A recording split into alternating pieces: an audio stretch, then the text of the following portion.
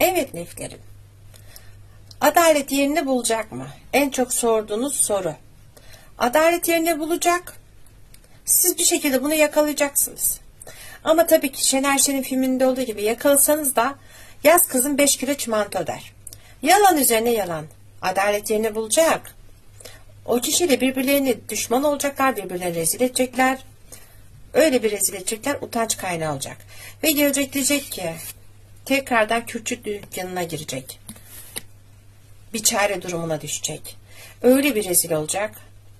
Aslında yani ya biz geçmişte kaldık. Artık herkes birbiriyle beraber. Bu nasıl iştir anlamıyorum. Ama hiçbir şey yokmuş gibi. Devam. Bu kişi yalnızlığa mahkum kalacak. Söyleyeyim. Yalnızlığa mahkum kalacak. Kendi güven limanında olsa bile kimse onu takmayacak.